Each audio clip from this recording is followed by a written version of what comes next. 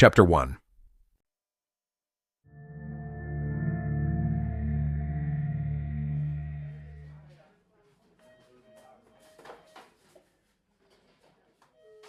The head of the state's permit and licensing division for private investigators was a young, strong, fat-headed state cop by the name of Randall Mortz. He was the guy I had to see to get my license. He was also the guy who liked hoops, the kind of hoops through which the little people had to jump. I wasn't much of a hoop jumper, and not just because I weighed 240 pounds and stood 6 feet 3 inches in my bare feet.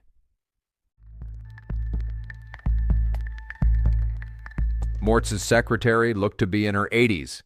She had on a 3/4 woolen blend skirt, white cotton blouse, and a gray button-down sweater. Her face had more wrinkles than a duffel bag full of wet clothes. "Mr. Angil?" she said. "The same," I said. "Go right in. The lieutenant is waiting for you." I thanked her with a nod and a smile and stepped into Mortz's office.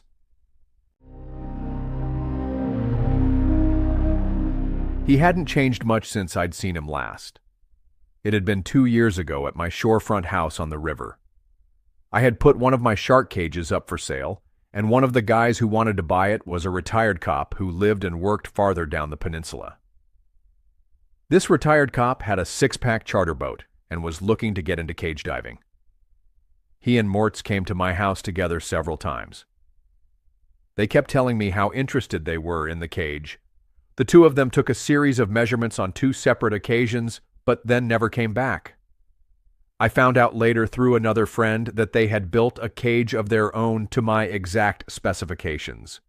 Never gave me a dime or even said thank you. It kind of ticked me off. Mortz didn't get out of his chair. He shifted in it and adjusted himself in a way that made it obvious he was wearing a piece on his left hip. Same old Mortz. Pompous, pretentious buck who thought he was as tough as a pair of old boots. Probably pissed he ended up a pencil pusher instead of working the interstate or criminal investigation like his real cop buddies. "Have we met?" Mortz said. "Might have," I said as I sat in one of the 2 chairs opposite him. He was wearing a gray suit with a powder blue shirt and solid black tie. He still had his haircut jarhead style, trying to fit in with the commissioner and AG and be a rookie's best friend at the same time. "Where are you from?" he said. "Originally, New York, but I've been living up here for the past 25 years. "I could swear we've met before." "Might have. We travel in some of the same circles." "How's that?" "I've worked for the Attorney General on several occasions, as a professional witness."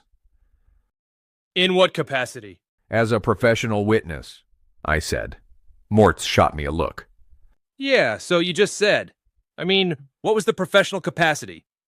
"The cases involved marine accidents," I said. He shuffled through more of my paperwork. "Nope, wasn't that." "Maybe I just have one of those faces," I said. I didn't need him recollecting the business about the shark cage, didn't want to add a kink to the approval process. Mortz frowned and shook his head. He picked up my application and studied the first page. "Angil, that's a strange name. Professional captain, self-employed." It was shortened from Engelbert. Says here you live on the St. George Peninsula. You know a guy down there named of Bill Sanderson?" And there it was. "I know of him," I said. "We've been in and out of similar businesses the last few years. I can't say I would actually recognize him if I saw him. I lied. I'd recognize him through a rifle scope at 500 yards. Well, it says here you worked for an investigations firm in New York 20 years ago. CBC Security and Investigations. We tried to get in touch with them, but they've been out of business for a while." "I heard that," I said. "Too bad. I like those guys. Good outfit. Huge lie." "What kind of work did you do?" Mortz was still agonizing over the fact that he knew me but couldn't place me. He wouldn't have made a very good detective and probably wasn't much of a poker player. The usual: workman's comp, background checks, paralegal work for law firms, a couple of missing persons cases. More lies. What the hell? I needed work. He shuffled my papers like he was looking for something and at the same time shifted his weight and adjusted his piece. A real cop who wore his piece day in and day out would have worn it like it was another arm. I had to wonder why, if it was so damned uncomfortable, He didn't just carry a smaller firearm. Was he expecting an army of angry ninjas right here in the office? I don't see any service record. You don't have any military experience? Not in the U.S. Armed Forces, no. He looked up from the desk and gave me his most penetrating stare. What's that supposed to mean? It means I have combat experience fighting on behalf of American interests, but that I never served in the U.S. military. That part was true, although I wished it weren't. Really? He said. Please elaborate. I'd rather not. You can't tell me what you did and where. No, I can't.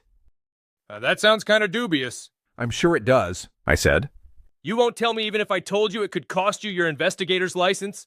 Or is it because if you told me, you'd have to kill me? He had a smirk on his face I wanted to smack into the next county.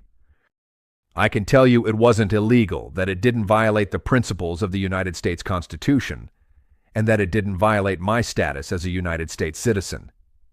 If it had, I wouldn't be here, or I'd already be in jail. Look, Lieutenant, I'm 58 years old. I was born during the Korean War to parents who suffered through World War II. I was drafted to go to Vietnam, but the president ended the war and the draft retroactive to just a few numbers before mine.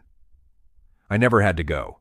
Grenada, Panama, Kuwait, Iraq, Afghanistan, Iraq again. I've been living in some tough times, as have you, and I'm sure you served. I sure as hell did, He said. Iraq 6 years ago. Good for you, Lieutenant, and I mean it. Seriously, but my situation was different. Something was happening somewhere, and I couldn't stand by and let it keep happening.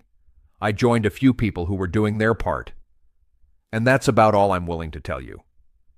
If it costs me my license, so be it. We sat, staring at each other for a good 30 seconds. Then he leaned forward over his desk and said, Shark cage.